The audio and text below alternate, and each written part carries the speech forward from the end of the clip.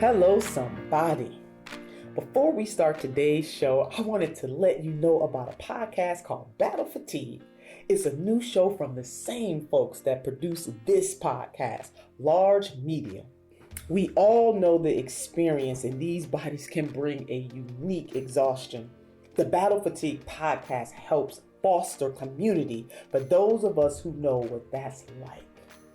Every other week, AJ and Dalen dive into what it means to exist in a constant state of recharge and fatigue in today's climate while finding the self-care necessary in their perpetual tributes to our history and Black pop culture. If you are looking for even more community, baby, Battle Fatigue has got you. If you subscribe to Hello Somebody, you'll get an episode of Battle Fatigue in your podcast feed this week. If you don't subscribe to Hello Somebody, well, get on it, because we've got a seat at the table for you. And I really hope you'll enjoy Battle Fatigue, and please subscribe wherever you get your podcast.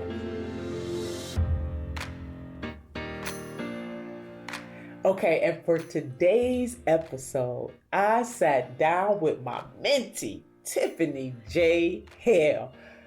Woo! This one right here is going to be a roller coaster ride like no other. Tiffany and I have known each other for a little over 10 years. Well, I don't want to give it all away, but you're going to discover how we met. So come on, take this journey with us. Teffannie Hale and I have been knowing one another for almost a decade now, and we started our relationship off as a mentor-mentee relationship. When you think about fate, I really do believe fate brought us together. I don't think we ever knew that we would collide in each other's lives, but it has been an ultimate blessing. She born and raised. No wonder that's not computing in my mind, right? You got to be born before you raise. Hello, somebody. You can't be raised and born. You have to be born and raised. She was born and raised in Seatown, like myself, Cleveland, Ohio. A lifelong resident of Cleveland, Ohio. Daughter of this great city. We call it great. We got our problems and troubles like everybody else, but still. There's no place like home, like Dorothy said in The Wizard of Oz as she clicked her heels 3 fucking times. No place like home. So Cleveland is home, born and raised. She attended Cleveland State University, that I fondly call the Harvard on the lake. Yes, Lake Erie, Cleveland, Ohio. So yes, fate brought us together, and that is a beautiful thing. You just never know what kind of blessing somebody will be in your life. But Tiffany has been that blessing in my life. We have been by each other's side for a very long time, and we continue to do that to the very end. Damn, I don't know why. I didn't have to talk about the end. We just getting to the middle. We know we're near the end. And Tiffany has this consciousness about chocolateness, which we could talk a little bit about colorism, since both of us are chocolate and lovely. I love how Tiffany did that Instagram post about being chocolate and lovely. And we've had lots of conversations about color complex, because her oldest daughter, trying to protect her, and now she has the little baby, Lauren, just, making sure that they know that they are beautiful and that they are loved, because unfortunately in the 21st century, we're still telling dark-skinned people that they're beautiful. And it really does impact. As much as I thought we were making progress, when I hear Tiffany talk about her 2 daughters, London and Lauren, and that those 2 babies have to be reinforced in the 21st century about their beauty and their worth. I guess the wonderful thing about them being born at this time is there are a lot more tools at our disposal to edify and lift them, like Instagram and other places. And to see so many people create accounts that affirm Black beauty, and particularly dark-skinned Black beauty, is indeed a wonderful, wonderful, wonderful thing. So Tiff, take it away. Well, first of all, hello, somebody. So, okay, so where do I start? So, first of all, before I start our journey, I just want to let the world know that how amazing you are. I think that people see you on a stage. I think they get like a small chunk of you, but I just want to put a little bit of meat and potatoes on that plate, okay? So Senator Turner is the kind of person that will be at her office and say, "Come on down." And I didn't know if I was afraid. We had just met. I didn't know if I could bring my daughter with me or not. And I finally brought London with me, and you just embraced my child. I don't know if you've seen a little bit of yourself in my child, but you guys connected, and London has been talking about you since that day. So you are open, you're honest, the spark that you carry is just unwavering. It can nobody match that. I can't wait till we make it to the White House, because they're gonna get a whole bunch of some chocolate milk. So Tim, are you doing breaking news on Hello Somebody? I mean, you just breaking the news right here on Hello Somebody. Just telling all our secrets. They out in the open, baby. Watch out. Turner coming.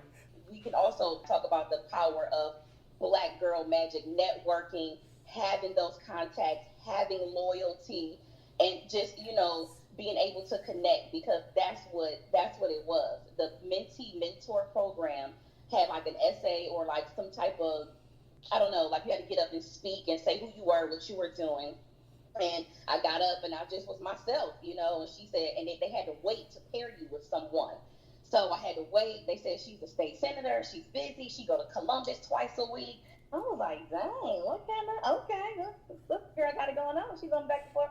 So she said, you got to wait. So I waited months and months and months. We finally got together. It was chemistry from that point on. We understood what was going on. We joined forces. I started working on different marketing projects for you. We started doing T-shirts printed. Black Girl Shake the World. We did all type of stuff together. Different projects. We had Senator Turner was writing a book. She gave me all these stacks of little notes. Those of you that don't know Senator Turner, she'll write on any little piece of thing. She want to capture her idea. I went over her house. Senator Turner has an amazing, beautiful home. I'm looking out, I'm like, oh my God, this is really nice. And she bring me this stack of paper. It was napkins falling out the damn stack. Like, oh no, get them too. I said, what's this? She's like, oh, I wrote an idea on them. So it's just, so she had me all these things. I had to take it to the copy center, copy back and front and side, and then make 6 copies of that thing. So that was a test. Teffannie J Hale, that was a test, and you passed with flying colors. I am a big believer in how people handle little things or something that seems to be little if they do it with great pride, and they do it, and you did that. So that evolved into doing your Facebook, managing the Facebook, doing other marketing projects, and then that evolved to one day I'm in the house listening to Rump Shaker. It was the end of the school year. I was a substitute teacher for 5 years. It's the end of the school year. I'm celebrating with the kids. I seen your number pop up in my phone. I had to tell everybody, turn the radio off. I can't sit. All I want to do is zoom, zoom, zoom, zoom, and a boom, boom. I said, I can't listen to 30 minutes. I listen to Rump Shaker, okay? Let it be known. So turn it down, and that's when you called and said, hey, I need you to come over to Our Revolution. Yeah. I was a community engagement manager for Our Revolution. We did that. Senator Turner was president of Our Revolution. She completely transformed that organization. It was on the map. People were so excited to have her come and speak for them and uplift their individual campaigns on all levels. Senator Turner just went and supported everybody. And I was with her in spirit and virtually whenever she went to those places. And then we went over to the campaign, and then I was in charge of, I guess, basically supporting, detailing, checking folks on the Cajun for the 4 national co-chairs. That's Senator Turner, Congressman Rokana from California, Ben Cohen from Ben and Jerry's, and then Mayor Carmen. Carmen. Euleen Cruz. Euleen Cruz, the mayor of San Juan, Puerto Rico. So that is where I think I developed into, I don't know, I wasn't in a bubble, but I was always afraid to do certain things, and Senator Turner gave me that opportunity. Jesus had his sandals on when he told Senator Turner to take me with her. And I feel like I blossomed, but I wouldn't have been able to do that without Senator Turner. So, any mentor, teacher, it was just a pleasure to watch your growth over the years. You are truly a badass. That black girl magic is really working. I think people need to know when we say Jesus with the sandals on, we serious. And when I say black Jesus with the sandals on, that's it. That's like 911 right there. I told Corey Bush, when he put them sandals on, it's you real. better knock on some doors. You be ready to print out the pamphlets. If the company shut down, you better print them off on your computer at home. That is when black Jesus with them sandals come out. So I have been in several positions like that. Senator Turner and I share, we lost our moms in our early 20s. Yeah. And I sister I was 24. My little sister had just turned 7. My mother had died from pancreatic cancer. We were fighting for custody. It was just a mess. But I ended up graduating with cum laude from Cleveland State that same semester. So when I say he put them sandals on, I always pray like, God, I need 3 signs. Let me know if I'm going the right way. Please let me know. Give me 3 signs. And every time I've had those signs of confirmation, and I'm just happy to be in your presence. And hello, somebody. Hello, somebody. So I just wanted to make sure that we covered one good topic, right? So people see you on stage, they see what's going on, they understand, they kind of sort of understand you. But it's always interesting, given that we have now a black beat, we have Kamala Harris, that Joe Biden selected. Sometimes it's very refreshing to hear from someone like you. You're in it. You're not looking for no reward. You're not looking for any titles. How would a young black girl or a young woman, period, get involved in politics, and what made you want to be a part of that? Were you young and you thought of something like that? Because even I need refresher courses on how to be proactive in the community. How did you, what happened that you said, you know what, I'm just going to get in it. No matter what people say about me, people that say some nasty things about you. And I used to be checking all of them on Facebook. What you say? I had to hit up with who you talking to? Right. So for me, for everybody, what was that thing that said, you know what, I got to get involved? I don't know if I know what the thing was. I mean, my grandmother, who people have heard her stories all over this country, I only wish that she were alive to know how famous her sayings have become, especially the 3 bones. My grandmother, my maternal grandmother, was just really everything to me and my family, and really the glue that kept us together. She died 4 months after my mom, and so the fact that you're reminding us that you and I definitely have that in common, of losing our moms at a young age and having to raise our siblings. I mean, for you, 1 sibling, for me, 6 siblings. It's a lot. It's a lot of pressure, but God, saw both of us through. And as I often say, I know everybody that's listening to taking this walk and this journey with us may relate to a God or to the universe or to nature in a different way. But for us, it is a belief in a God. But for God, I don't know where I would be, and the magnificent people, because I always say God works through people. We are his manifestation on earth. Yeah. So if it wasn't for good people that God brought into my life, and some not so good people too, because people will come into your life for a reason and a season. My grandmother, certainly with her 3rd grade education, continues to inspire me even to this day. And so I would say it was her in many ways, whether she knew it or not, continued to be my inspiration. We had some really hard times in our life. My parents got married really young. They were still basically teenagers, and they had to grow together, and things didn't work out. And that's life. That's when you get into adulthood, and sometimes your parents make it together and sometimes they do not. And I will say my mother never never talked against my father at all. And he had some hard times, coming through too. Jobs sometimes not. And that makes it very hard on the custodial parent who has the colds, the going through puberty, which is, just a lot of trauma. And for me, when I look at what social scientists say about children whose parent is, single mom, just knowing the stats, and children who are transient and how you're not going, it makes it harder on your life. I kind of look back over my life and think, wow, how did I make it? There's a song in the black gospel tradition, never would have made it without you. Or I look back over my life, or how I got over, I ain't even gonna sing because people ain't gonna like me no more, but how I got over, my soul looks back and wonders how I got over, Yes. so yeah. And, my parents, ironically, when they were younger, they actually passed out campaign leaflets for Carl B. Stokes, the first Oh, African American mayor yeah.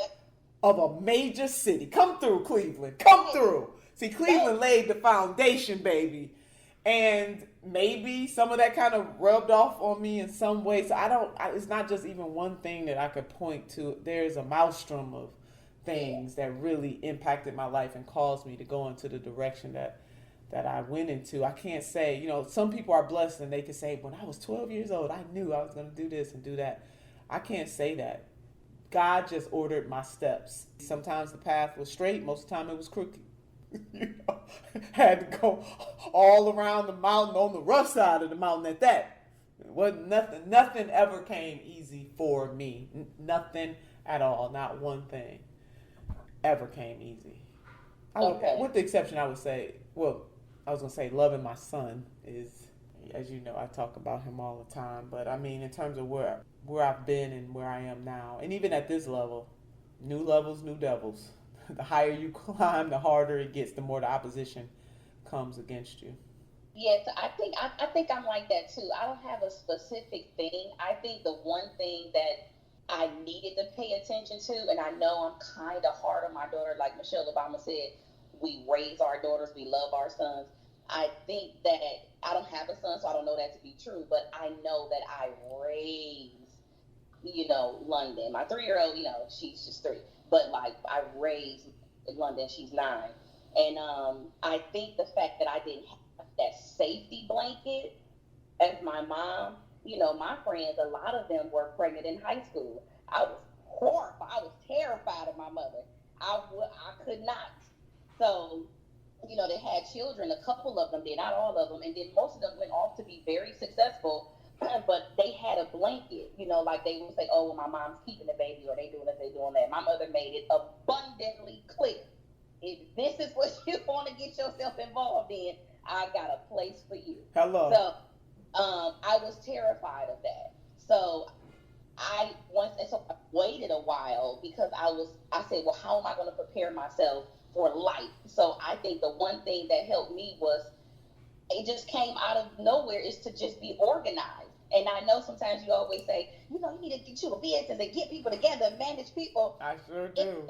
It wasn't something that I just wanted to do. I didn't feel like, what's going to happen if something happened to me, right? Like, I have to have everything put in place. My oldest sister, she doesn't have any children. My little sister's 19 now.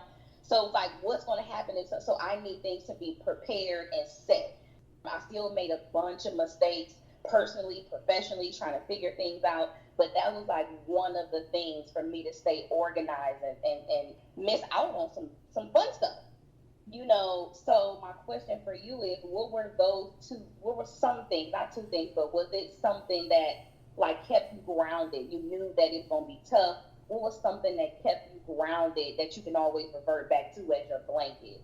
Again, my grandmother and her words, and certainly scripture. I mean, I always joke that my siblings and I, 7 of us, in which I'm the oldest, we went to church 8 days a week, because in the old days, in my mama's house, ain't many mansions in my mama's house. You must go to church in my mama's house. You couldn't do anything. You couldn't go to the mall. You couldn't go to the movies. Every day at church. Every day. Right. Super church every day. So that, to me, I didn't appreciate it at the time. As a matter of fact, it messed with me a lot. And I just said, this is crazy. Why we gotta go to church so much? And then, some of the churches that my mother was a member of, this whole notion of a woman's place.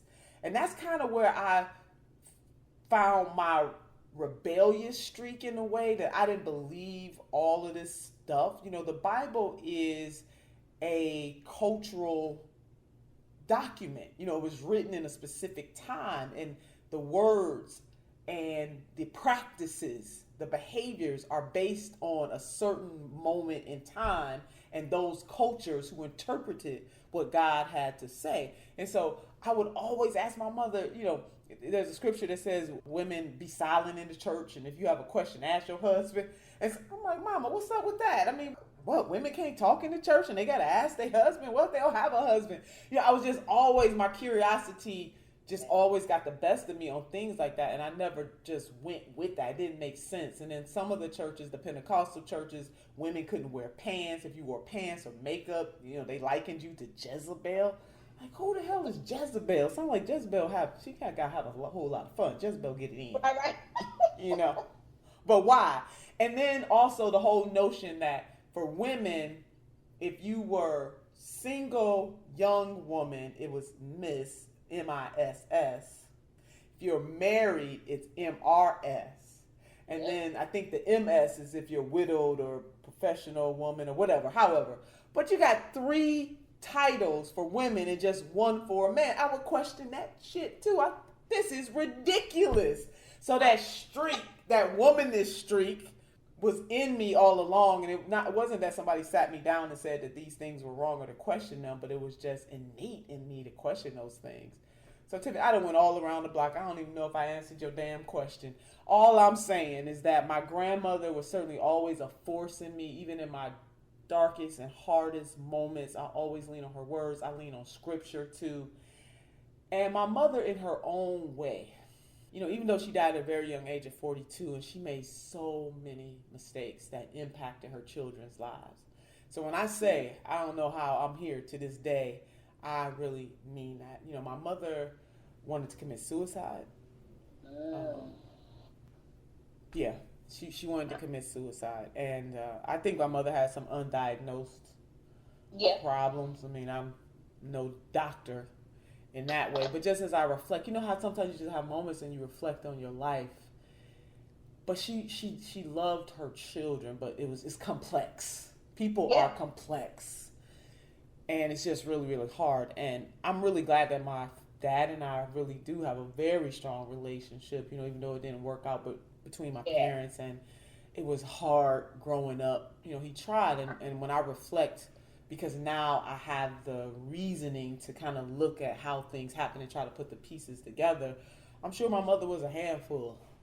Yeah. You know, love her, flaws and all. We're all flawed human beings. That's what makes you so relatable. That's why I wanted to ask you, what brought you to that? All of those things that you saw and that you dealt with. I mean, because we see it as children. We know what's going on. My mother was the single mother. We had 2 different dads.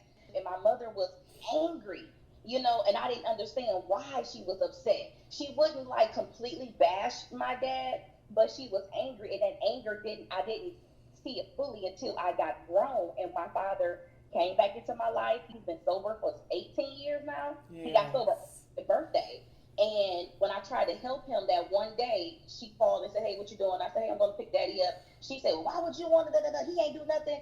And I said, "She's hurt." Right. I had to understand that from my mother and just get that from her. Okay, so, but now me as a mom, and I'm not married, and I'm trying to figure out what's going on through my engagement and with the kid's father. You know what, Mama? I see you. Right. I see you. I get it. I talk to my mother when I just be roaming through the house picking up toys ain't this a bitch? You know, so I see you. But I also think that those things what you went through, what I went through, many other women that go through that see their moms, that sparks a fire, right? Yes. That sparks a fire in you. And then you go from dealing with that, taking care of siblings, being responsible, being a wife and a new mom, and trying to navigate, and then take me down the road from your very first. So carrying all of that, because we all got baggage. We all got good and bad baggage. So carrying all of that, knowing that you're going to be different. You're going to be successful. You're going to be powerful. You got to keep saying that to yourself. You're going to try to be different. And then you get into politics. Yes. You know, when you say you got to be different, you got to be powerful. The reason why I lean on my grandmother so much, and I have an aunt who's alive. She's 93. She's the last of that generation. Matter of fact, I got to call my Aunt Phoebe. Aunt Phoebe, baby, I'm going to call you.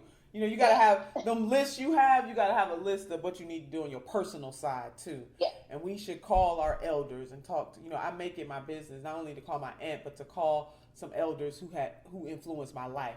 Because we live in a throwaway world, and suddenly when you're not the it thing anymore, you know, people kind of throw you away. So I make it my business to call elders and also to call people who may not necessarily be in the elected ministry anymore, because we are especially disposable. But my grandmother had a saying that, and she would always say to us, be the best. And if you can't be the best, be next to the best. Be so close to the best that nobody can tell the difference. Be the best. And that's it, baby. Be the best. So that even in the moments where I could not necessarily see a way out, I could hear my grandmother's words in my head. I internalized what she said. I ran track, Tiff. A lot of people don't know that about me. I ran track. And my husband, he jokes with me all the time because I love track and field during the Olympics. And I was like, oh man, that could have been me. And he always look at me like, babe, well-endowed women. You don't see no well-endowed women running sprints. And Serena Williams in there, boom, boom. Right. He said it differently, so I'm making it more PG. And then when I thought about that, I'm like, he right. So I'm always like, dang, go there. But I could have strapped him down. But anyway, I ran track in high school, and I was good. I mean, I was the first leg of the 440, and you know, to be the first leg means you're fast. You're setting the pace. You're getting the lead for the team. But I was traumatized in that experience because my mother could not afford to get me the equipment that I needed. And you don't need a lot in track. It's not like it's baseball or football. You really just need a good pair of running shoes, cleats. She couldn't afford to buy them. And so I remember having to borrow my friend's shoes just to run races. So agony like that. I know what poverty can do to dampen a child's dreams. Yes. And their hopes and their desires. And so unless you have people in your life like my grandmother, like teachers, like coaches, people who recognize that you may be going through something so that they can lift and edify you. But it's moments like that. And so I've always had a thing about that because I never did take that track all the way to the end. I didn't run to the end to see what the end was going to be. You know, I kind of gave up on it because of the stigma that I felt because I couldn't ever afford. But I was really, really good at that. So my message is that we always have to recognize that people are some of all of their parts. And we don't know what got them to where they are, what happened to them along the way. We see people at the top of their game and we think, oh my God, no, but you don't know what it took for them to get to where they are. And you don't know what somebody has gone through on any given day, any given moment. So I always try to make it my business, as you know, Tiff, you have seen me in action, to ask people how they're doing. You know, I try to check myself on a regular basis because sometimes we're so anxious to, you know, you make a phone call to somebody, yeah, can you do this? And you don't even pause from it. How you doing? How's it going? And really mean it, you know, and I'm not perfect at that all the time because human nature is, I'm just waiting on my next time to talk. I ain't really listening to what you have to say. I just want you to finish, so now it's my turn to talk. And so we got to be conscious and deconstruct our construction to really just take that moment to say, how are you today? And sometimes it'll blow people's mind because we expect people to say, I'm fine, because a lot of people don't want to burden you with their problem. They'll just say, oh, I'm doing okay. But one of these days, somebody's going to tell you how they really feeling. And if you're so programmed just to get to the next and not really listen to them, this fast food, microwave, Twitter, twerk world, as Denzel called it in one of his speeches that we're in, it doesn't give us, I think, the compassion and empathy that is necessary for human beings to have one for another. So my grandmother and my mother in her own way. My grandmother, I don't know if she knows or knew how much of an influence she had on my life. I don't think she did. As you know, she died 4 months after my mother. My grandmother died of lung cancer.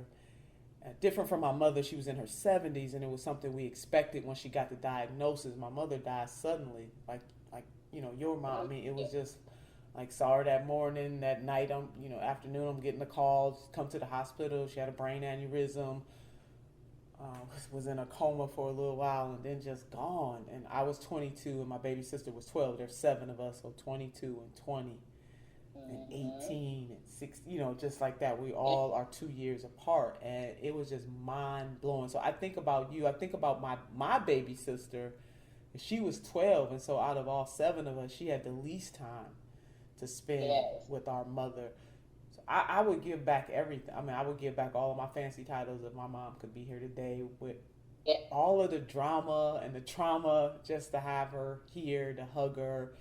She never lived to see me get college degrees, to walk across any stages from Tri-C to Cleveland State twice, to taking oaths of office, Cleveland City Council, then the Senate, to being the Democratic nominee in the great state of Ohio for Secretary of State in 2014, to running a national organization, being a national surrogate in 2016 for a presidential candidate, to being a national co-chair for the same candidate on the second time around, to being able to touch millions of lives because of technology, but physically be in spaces and talk to crowds of upwards of 30,000 at once. My mother never ever lived to see any of this, but I know as sure as there's a God in heaven that she's looking down saying, "You go, girl," and that black girl magic is real. My mother, Tiff, in terms of the colorism, and we'll have to come back and do that segment, Tina, but my mother was light skinned, and she knew I had a color complex, because it's hard growing up, and I know you can relate to this too. You cute to be a black girl, or you're not cute at all, or my hair is good and your hair is bad, and it wears on you. And even to this day, as successful as I am, that still gets to me, colorism, and it still permeates. And we talk a lot about racism, but we don't talk about colorism. Light-skinnedness is a privilege in this country, and good hair, because I do that, because in my African American history classes, I would teach my students that good hair is the hair you take care of. But we know that we have been socialized to believe that the closer to European hair your hair is, that makes it good. But I digress. My mother would always reaffirm to me my beauty. Yes. And I have 2 children, same mom, same dad, but my children are completely different colors on the color spectrum. So any of you that's out there, I know a lot of my friends' children came out that way. I'm here to tell you, I understand where you are, where you're positioned, and I have to make sure, like Senator Turner said, that I uplift my chocolate child, because I don't want anyone, how some people see a little girl and they're like, "Oh my gosh, she's so pretty." And it's like, I don't want London to feel that they're saying that she's pretty because she's lighter. So my in-laws are Haitian, and my mother-in-law is, I think they call them mulattoes or coolies, with a lighter, fair skin. But their dad is dark, dark, and his brothers are too. So the mom was the lightest one of the 4 of them. So she used to, uplift her sons and let them know, all 3 of them, that they're beautiful. So now their dad does that because the grandmother started that. Yes. So now dad lets London know all the time that you're beautiful. But when I first born home, all babies are, most babies are lighter. Yes. But her color did not change. London would have these conversations with me and say, "Well, is she going to be my color? Is she going to be your color? Is she going to be daddy color?" And we had to have like a sit down conversation. And that's when I knew the words from my mother is saying, God made you exactly the way that he wanted you. Not the way the world wanted you. Not the way the man wanted you. Not the way that some school and the teacher and the car lot man wanted you. God made you the way that he wanted you. Yeah. And you have to sit in that. So since we had that conversation, I can honestly say she has not asked me about the color difference. However, colorism still exists even in my own home, because if we go out in public, it exists. I see it. So the best thing that I can do for my 2 girls, because they're still black women, because I don't care what shade you are, if you put African on that job application, if you put American on that bank loan application, then that's who you are. So let's not believe that just because what people see in front of them, it may not translate what you put on that piece of paper. So That's why I teach my child, I don't care what color you are. You, first of all, be respectful to yourself. And second of all, you're going to love what you look like. I'm not about to press your hair out every Saturday. I'm our hair pressed out maybe once a year to clip our ends. I'm not going to sell that propaganda to the women in my house. Yes. I'm not going to sell that. Come on. So that has helped me, my mother saying, God made you the way he wanted you. That's something for him to say, look at the masterpiece that I have created. Look at Senator Turner. Look at first name Senator, last name Turner. Yes. So I say that, so let me go off. I say that, everybody, because every time some people call her Nina that don't know her personally, or we just be out in public, and it drives me insane. So I always try to, politely say, or they'll say Nina out of, TJ Maxx or whatever, and I'll say, oh, Senator Turner? Yes. That TJ Maxx reference really happened, y'all. Really, really happened. I have to get to it. The brother was so happy to be next to you, Senator Turner. He was at work, and he turned around. He said, sis. I turned around and said, Senator Turner? Yes, you did. And Senator Turner said, Senator Turner loves everybody. She said, oh, yeah, it's cool. I was like, okay, put a dog back here. Okay, sit up. Yes, I wanted to make sure that everybody knew the side of you that I knew. There are struggles, there are things that, you reveal to everybody, but seeing a Black woman come from your situation, and then you networked, you worked for the mayor. I did. You started working for the mayor, then you went to the legislature, right?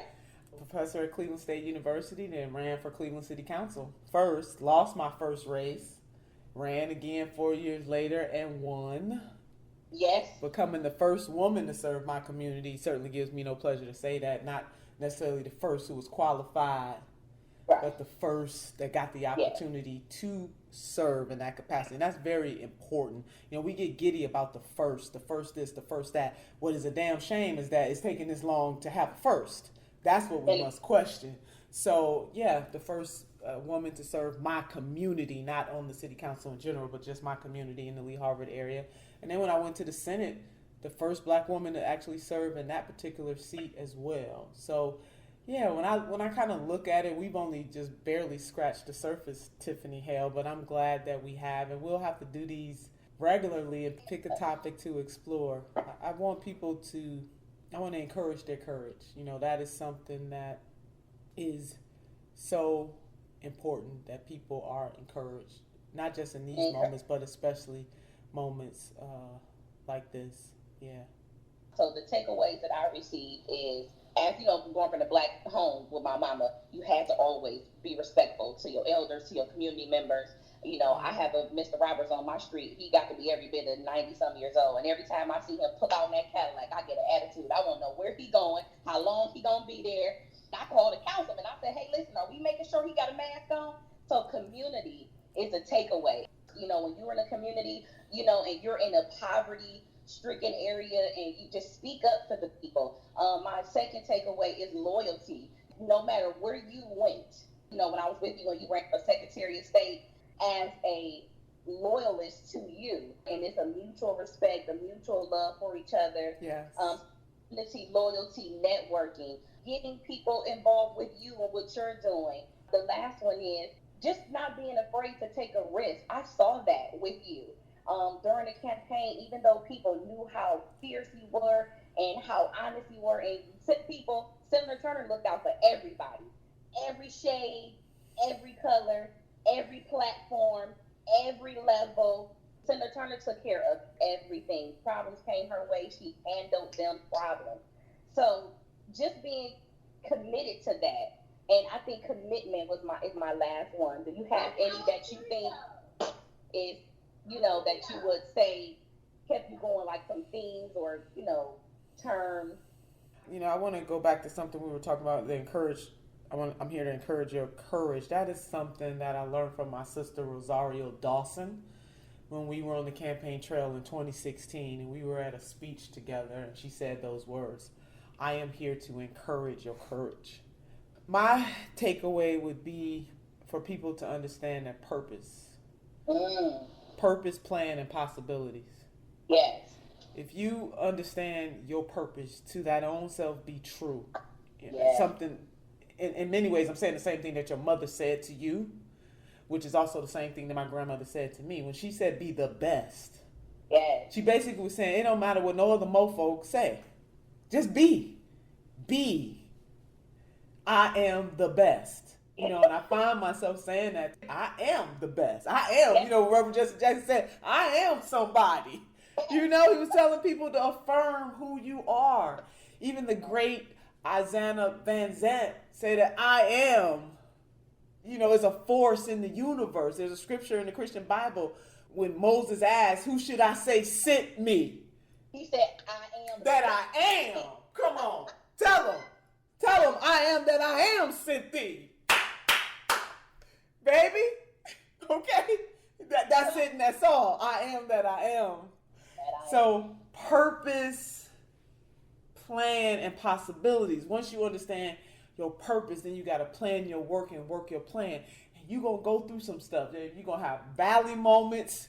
And in order to appreciate the valley, in order to appreciate the mountaintop, you have to navigate in the valley. And that valley is getting you ready for the next level, and the next level, and the next level. New levels, new devils. It never stops. And every time you think that you have made it, another test comes. But you have been prepared. Purpose, plan, and possibilities. Baby, the sky ain't even the limit. All right. That's it. Well, I appreciate you. You always have my love. Even when I try not to do work for you and with you, I still end up checking emails because I don't want nobody to say nothing slick. So, thank you. You have a heavy week coming up. I'm praying for you and your family. Mr. Turner, I love him. He's always so kind and so nice. Yes. You know, he keeps me laughing. My husband's twin brother passed away. And it's amazing how many people didn't know my husband had a twin. And it's one thing to lose a loved one. You know, we got COVID going on. So much shit is going on. People are catching hell. I think that's another reason why I got a really low tolerance for bullshit. Now, when people want to know what's up with her, what's going on with her, yeah, very low tolerance. Not a whole lot of time and very low tolerance. On that personal note, yes, my husband lost his twin brother, and it was sudden, totally unexpected. And my family and I, we are in that moment. And it's just something about the bond between twins that losing a sibling or any loved one is a painful experience. Losing your twin, somebody that you were birthed into the world with, that's a whole nother level. So thank you for bringing that up, Tiff. I don't usually share this much, as you know, I'm a very private person, but I do understand that stories strengthen. Yeah. Sharing your struggle strengthens other people. And Yes. It's good for people to know that no matter what special title somebody has, or we all go through something. Yes. So, thank you for that, too. Hello Somebody is a production of Large Media Network. Our logo and web design was created by Grace & Co. Special thanks to other members of the Hello Somebody team. Teffannie Hale, Pepper Chambers, the hot one, Julia Griffin, Angelo Greco, and Anna Mesa. Now, if you would like to support our production, please become a member on patreon.com/Hello Somebody. And finally, come join us for more conversation on my social media channels at Nina Turner. Podcast called Battle Fatigue. I'm fatigued already and I just got started. Lord have mercy.